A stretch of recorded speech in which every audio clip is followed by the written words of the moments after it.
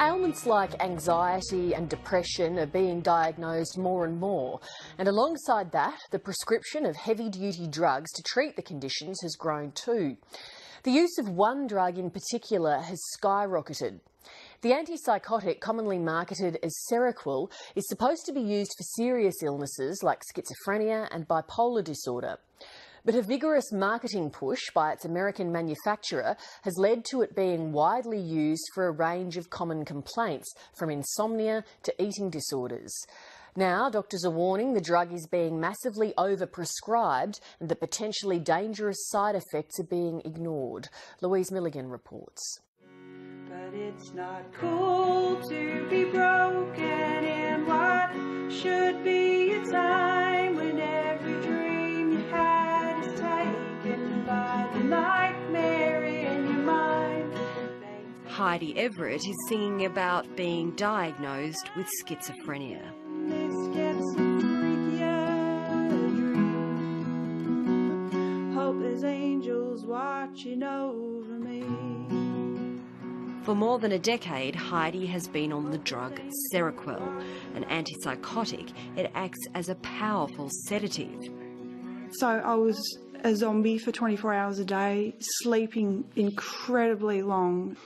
When I did finally get out of bed, it was a struggle to get to the kitchen. And then what happens on Seroquel is that it freezes your muscles and shuts your muscle system down. So it's really hard to walk.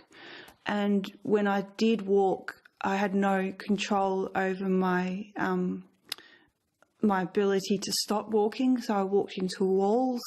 She also developed a heart condition known as tachycardia. It's where your heart starts beating extremely fast and out of control. And I don't mean just like a little flurry. I mean for 2 or 3 hours of extreme, just pounding, fast heart rate. Heidi is not alone. Anybody out there that's trying to get off of Seroquel, I am feeling for you like you wouldn't believe. I hate it. I absolutely detest it. It's like wading through mud. It's dreadful. Seroquel, sold by pharmaceutical giant AstraZeneca, was approved for use for schizophrenia and bipolar disorder. It's very interesting that when it was first coming onto the market, I think I speak on behalf of my colleagues as much as myself, we were very excited about this medication because it read very well on paper. The medical community was concerned about the addictive qualities of other sedatives, benzodiazepines like Valium. This gave rise to what I call benzophobia. People became terrified of prescribing benzodiazepines to their patients because of the fear of addiction and tolerance and withdrawal. So they looked for alternatives, and round about this time Seroquel appeared. Our goal is to provide medicines that are best in class and have a positive, life-changing impact on the lives of Australians. In Australia, Seroquel has now become a blockbuster drug. Over the past decade, Medicare statistics show the prescribing of Seroquel grew from about 1,500 scripts a year in 2000 to almost 1 million by the end of last year, a trend not mirrored by other antipsychotics. Seroquel is a marketing and commercial triumph. Whether it's a triumph for medication, I'm not so sure. How has it come about that a medication that's been designed for the treatment of a very rare condition has become so popular? And that is the ultimate question that needs to be answered. AstraZeneca realized, as many other pharmaceutical companies did, that the market in schizophrenia is very static. So about 0.8% of the population will suffer from schizophrenia, and that is a relatively small market compared to, say, depression. So there's been a number of strategies that have been used to try and penetrate the depression market.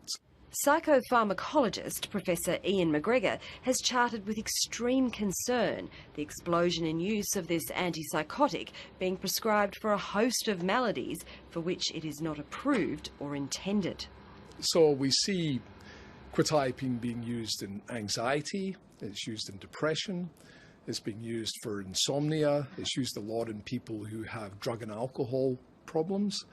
It's used in things like anorexia nervosa. I think of it as the Swiss Army knife drug. So if you look at a Swiss Army knife, it has all these different tools within the one tool for different application. It's known as off-label prescription, doctors prescribing medication for uses not approved by the regulatory authority. It's thought that a big growth area is insomnia. It's a very powerful tranquilizer, particularly in higher doses.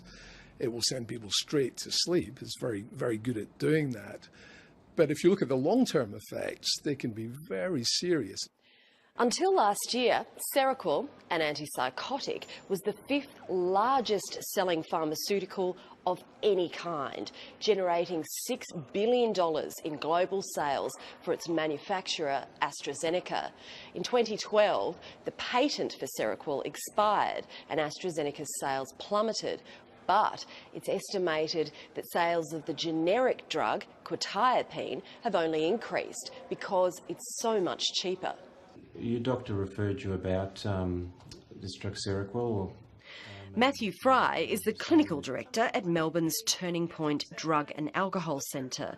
Over the past few years, he has seen some worrying developments with the drug. We were seeing people getting toxicity from the drug, so that's things like over-sedation, collapse, and even overdosage where people required admission to hospital. And there have been recorded deaths as well. He asked epidemiologist Belinda Lloyd to look into ambulance data to see how often Seroquel, clinically known as kvetiapiin, was showing up. So we examined kvetiapiin-related ambulance attendances over a 10-year period and looked at those in the context of other drugs that are used for the same purposes and in the same drug group. And what we found was a really substantial increase over the decade in people being attended by ambulance as a result of inappropriate kvetiapiin use. In just a decade, ambulance attendances for emergencies associated with the drug rose from 32 a year to 589 a year. This wasn't seen with other similar antipsychotics. And Victorian Coroner's Court statistics for the past 3 years show it contributed to 10% of drug deaths. Matthew Fry says worryingly, a black market in the drug has emerged. So people prescribe the drug, giving it, selling it, trading it with friends, who aren't prescribed the drug. It's known as Susie Q, baby heroin, Quell. Forensic psychiatrist Dr. Eric Monasterio works in a jail in New Zealand where Seroquel was prescribed to sedate prisoners. He noticed, to his surprise, the inmates started requesting it by name. And they were citing all sorts of non-specific symptoms in order to get hold of that medication. I became alarmed about this inappropriate use of the medication and thereafter tried to phase the medication out of that clinical setting. Help tackle depression one day at a time, one step at a time with Seroquel XR. The biggest side effect is explosive weight gain and diabetes. I really feel like I am paralyzed. With the weight gain, I can hardly even walk anymore. I hate Seroquel, and I gained so much weight. I felt like nothing, I felt like a zombie. So I was about 60 kilos before I was diagnosed, and I went up to about 120 kilos afterwards. There was one study with children where kids on Seroquel put on about 7 kilos in the first 10 weeks that they were on the drug. That's fairly major weight gain. In the United States, AstraZeneca has been hauled through the courts. In 2010, the company paid a $520 million settlement for allegedly marketing the drug off-label. It came to light that during the approvals process, AstraZeneca covered up some of the major side effects of Seroquel in order to get it easily approved. In a statement to 7:30, AstraZeneca Australia says it does not promote Seroquel for off-label uses. In its US television commercials, AstraZeneca now includes long disclosures about a whole range of side effects caused by the drug. Elderly dementia patients taking Seroquel XR have an increased risk of death. Call your doctor if you have fever, stiff muscles, and confusion, as these may be signs of a life-threatening reaction. The worst of the side effects is, of course, death. Quetiapine has been associated with sudden heart failure, and a study in the Lancet Medical Journal tracking quetiapine patients in Finland over 10 years found disturbing trends. They were more likely to be dead after 10 years than patients who were on other antipsychotic drugs. And there was also an increased risk of suicide as well. And this is one of the ironies with this massive increase in the prescription rate in Australia. When you stack it up against other medications and other treatments, it doesn't really stand out as a particularly good drug. Heidi Everett says reliance on drugs like Seroquel is symptomatic of an overburdened mental health system, which copes by drugging patients up. I don't know, I'm desperate for change in the mental health system, and not just me, all the people I know who have a diagnosed mental illness. We're just crying out for better help and better support that doesn't involve just medicating. They got tickets on me if I sink or swim.